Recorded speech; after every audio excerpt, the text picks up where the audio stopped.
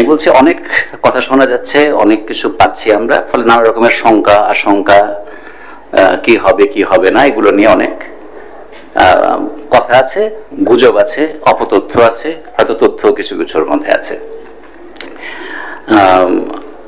তবে আমাদের সরকার প্রধান তিনি দৃঢ় প্রত্যয় ব্যক্ত করেছেন যে নির্বাচন হবে এবং খুব ভালো নির্বাচন হবে, এবং আমাদের প্রধান নির্বাচন কমিশনারও এটা প্রত্যয়ের সঙ্গে বলছেন, আজকেও বলেছেন।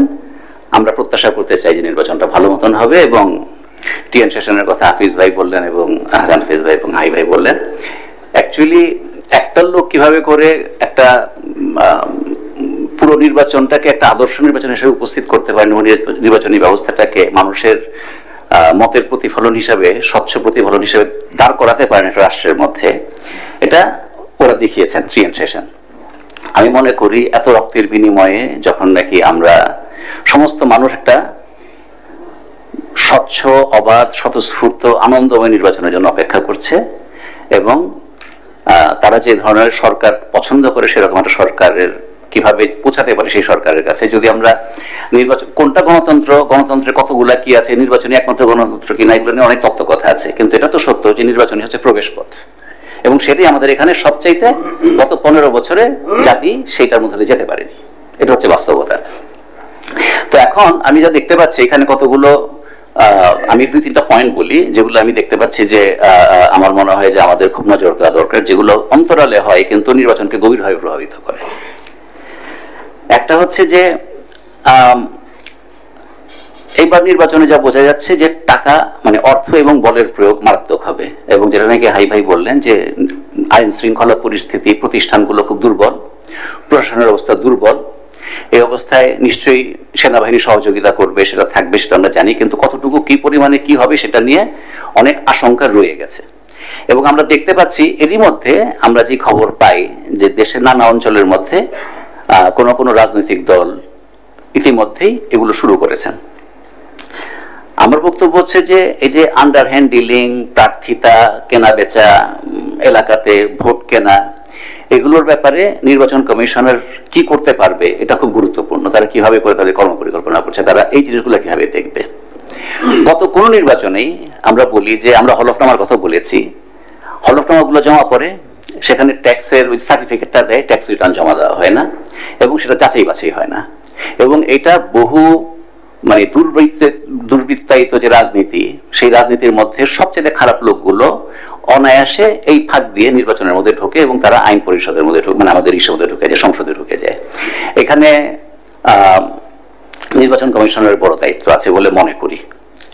একটা কথা ইসে বললেন, এআই এর কথা বারবার বলা হচ্ছে, কিন্তু আমার মনে হয় শুধু এআই না, আমার মনে হয় এটা একটা খুব জটিল জায়গা, ডিজিটাল স্পেসটা। এখানে এমন অনেক কিছু হয় যা আমরা অনেক সময় কল্পনা করতে পারি না। এআই একটা বড় ব্যাপার নিশ্চয়ই। যেমন আপনাদের মনে থাকবে ট্রাম্প যখন প্রথম দফায় যখন নাকি পাশ করে আসলেন আমেরিকাতে, পাশ করে আসার পরে আমরা জানলাম যে তার ডিজিটাল যে বাহিনী ছিল তারা একটা বিরাট কাজ করেছে। সেটা হচ্ছে তারা সেগমেন্টেশন করে বিভিন্ন ভোটারদের কে কিরকম মানসিকতা, সেখানে সেখানে কিরকম ভাবে বার্তা পৌঁছানো যাবে সেরকম বার্তা দেওয়া যায়। আমি নিজে পত্রিকায় কাজ করি, ডিজিটাল মিডিয়া আমাদেরও আছে, আমরা জানি, আমরাও খবর পৌঁছাই। যে স্পোর্টস পড়তে চাই সেই পাঠকদের স্পোর্টসের খবরটা বেশি দিই, যে পাঠক আপনার বিনোদন পড়ে তাকে ওটা দিই, যে বিজনেস পড়ে, এরকম কিন্তু করা যায়। এবং এটা কিন্তু এখন সারা পৃথিবীতে জনমতকে নিজের অনুকূলে নিয়ে আসার জন্য একটা বিরাট টুল। এরকম বহু কিছু আছে। আমার মনে হয় যে আপনাদের বিশেষভাবে নজর দেওয়া দরকার ডিজিটাল স্পেসে কিভাবে করে এই আপনার এই জনমতকে প্রভাবিত করার মতন টাকা খরচ করে করা যায়, যারা যে সমস্ত পদ্ধতিতে, সেগুলো ভালো মতো দেখা দরকার। এবং সেগুলো আমার ধারণা এবারকার আমরা গত সরকারের সময় দেখেছি, আওয়ামী লীগ সরকার কিন্তু তার যে ক্ষমতা কুক্ষিগত করেছিলেন এবং এতদিন পর্যন্ত শাসন করেছেন, তার মধ্যে একটা বড় জায়গা ছিল, তিনি বিরাট একটা ডিজিটাল বাহিনী গড়ে তুলেছিলেন এবং সেখানে তারা বিপুল অর্থ ব্যয় করেছিলেন।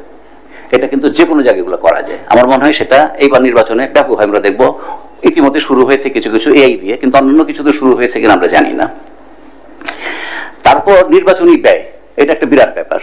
এটা কখনোই আমার মনে হয় না আমরা ঠিক মতো এটা যাচাই করেছি, কোনো নির্বাচনের পরে করা হয়নি। আমার মনে হয় সেগুলো দেখা দরকার। সবচেয়ে বড় ব্যাপার যেটা আমি মনে করি, যেটা নাকি আগের বক্তারাদের কথার মধ্যে কিছু আভাসে এসছে, সেটা হচ্ছে এই নির্বাচন কমিশনার নিশ্চয়ই সেটা করার চেষ্টা করবে অনেক কিছু, কিন্তু নির্বাচন কমিশনের মেরুদণ্ড মানে যেটা বলি টেনশনরা করেছেন কারেজ এবং নৈতিক শক্তি দিয়ে। লোকে দেখতে চাইবে এই নির্বাচন কমিশনের নৈতিক শক্তি কতটুকু আছে, সেই জন্য তারা যা করতে চান সেটা দৃশ্যমান হওয়া দরকার। পারসেপশন অনেক বড় ব্যাপার। ফলে আমি মনে করি যে নির্বাচন কমিশনার যা কিছু করছেন সমস্ত কিছু একটা প্রচন্ড ভিজিবিলিটির মধ্যে রাখা দরকার।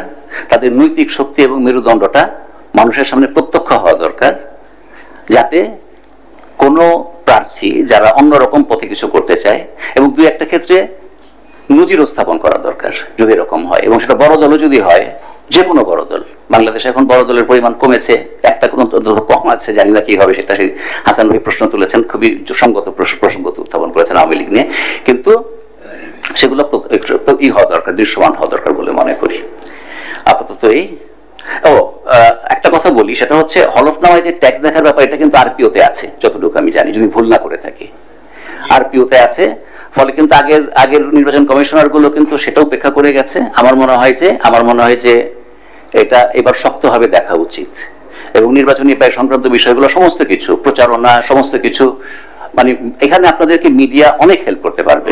যেটা নাকি ইশারা বললেন, গণমাধ্যমের সঙ্গে আপনারা কি সহযোগিতা চান আপনারা বলেন, কিন্তু আপনাদেরও সেই সদিচ্ছাটা সুস্পষ্ট করতে হবে, শুধু গণমাধ্যমের কাছে না, যারা ভোট দিতে যাবেন তাদের কাছে।